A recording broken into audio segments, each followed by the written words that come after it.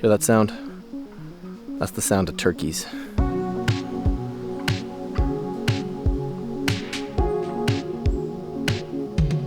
This channel is changing gears, people. None of this low quality, low grade stuff. We're high class now. You're about to see what I'm talking about. Some varnish. In the last video, I showed you how to make great music with crappy gear. In this video, I'm gonna show you how to make crappy music with great gear.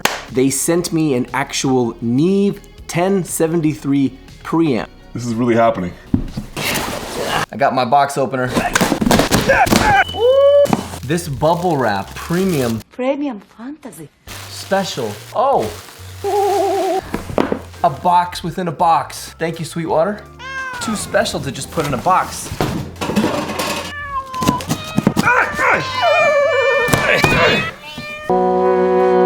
It's a Neve. Look at this. It's hilarious.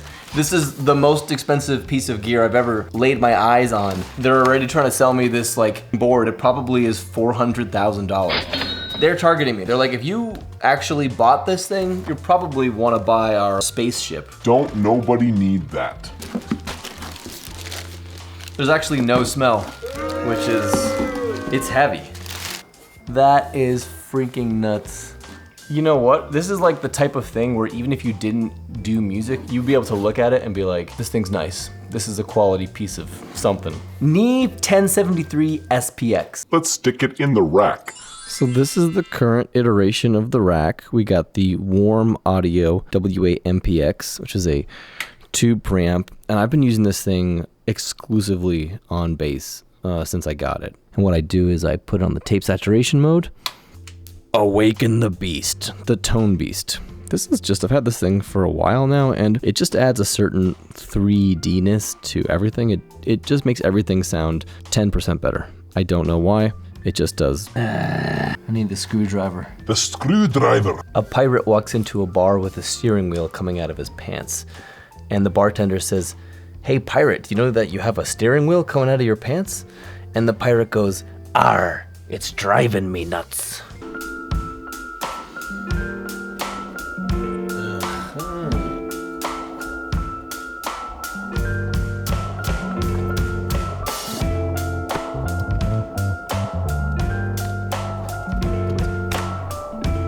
So I think I want to record just some one mic drums with the SM57 over there. What is this? No idea how this works. Look at the gear. I don't use manuals.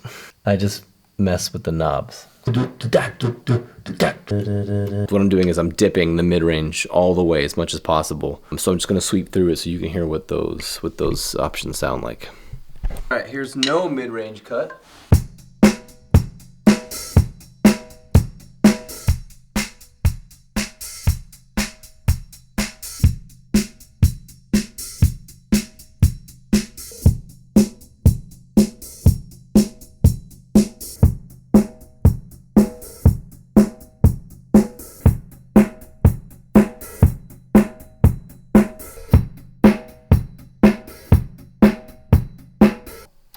Okay, so I'm definitely not a scientist here, but to my ears, this option is clearly the nicest sound, that 0.7 dip.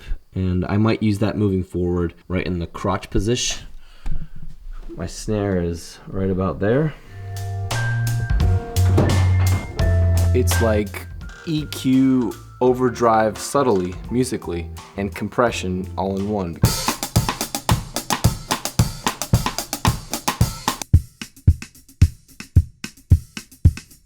So to record the percussion, it's very intuitive. All I have to do is turn down the low cut because I don't really want to mess with anything else. I don't have to do any crazy resetting. It's just a very easy switch. Just like that, I can record percussion without blowing out the 57, which is what I was happening before, because I was like the wind of the percussion was going on the 57, believe it or not.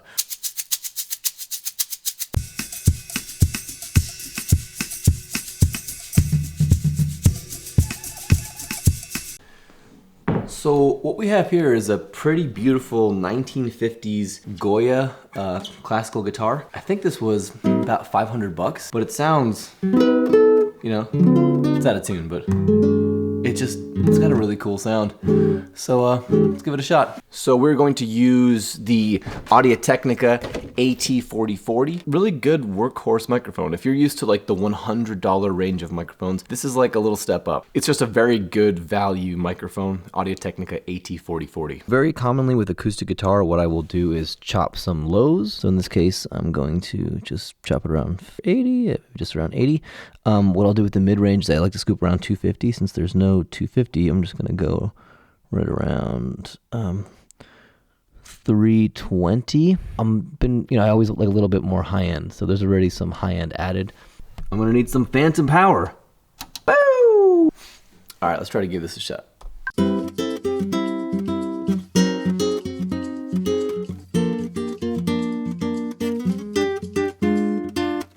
I'm just gonna go for some lead guitar because I like what I played.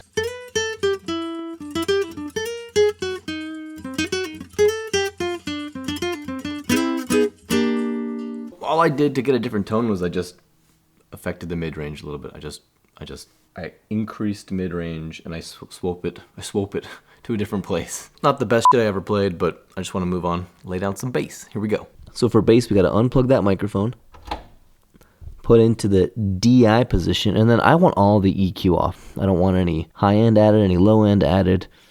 All I want to do is get the right level of input. I still want to pass through the EQ though, and if I want to bypass the EQ, I can just hit this thing off. But I don't want to do that because I heard that a lot of the magic from this 1073 comes from going through the EQ. I've heard that the EQ on this sounds a lot better than clones, so that's the reason why you'd want to get one of these over a clone.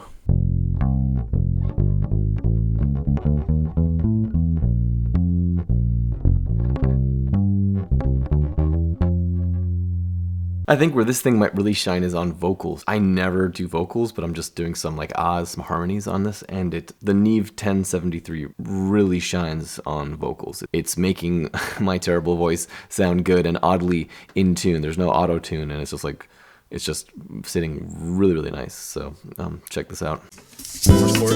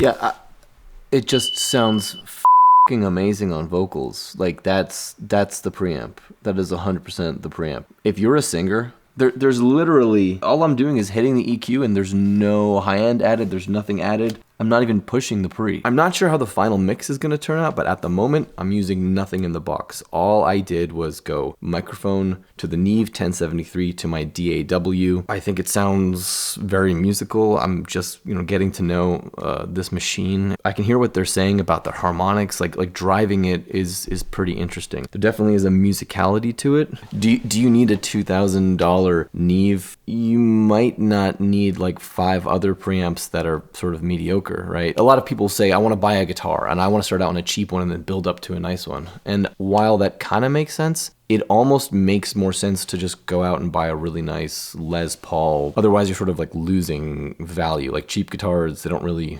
train your ear on what something nice sounds like. Like I have a friend, he only buys cheap stuff, and I always tell him, like, dude, you've been buying and selling this cheap stuff for like 20 years, and you're just losing money left and right because you can't resell it. You're never happy with it. And my approach has been very different. While I have some cheap stuff, it's like really, really cheap, like $100, $50. But then for the stuff that really matters, make an actual investment. Like I own a Les Paul. If it was me, I would rather just use the preamps on my interface or go and get a really nice preamp. The Neve 1073 looks really cool. And as I've said in the past, clients hear with their eyes. I also think if you're gonna spend like $1,000 on a Neve clone, you should just get the Neve. I think like Zach Wilde once said, he's like, why are people going out and getting these clone Marshall amps? They're like, it sounds just like a Marshall. So does a vintage Marshall. Just go buy the vintage Marshall. Clones are awesome and they're cool, especially if there's an enormous difference between, like, it's just, you can't get a Dumble amp, right? So you can only get the pedal or like a clone. You can't spend $100,000. That's different. But if you're approaching the cost of the actual thing, then don't get the clone, get the actual thing. It's a better investment. It'll have better resale value and it might even go up over time. Those are my thoughts and looking forward to seeing you in the next video.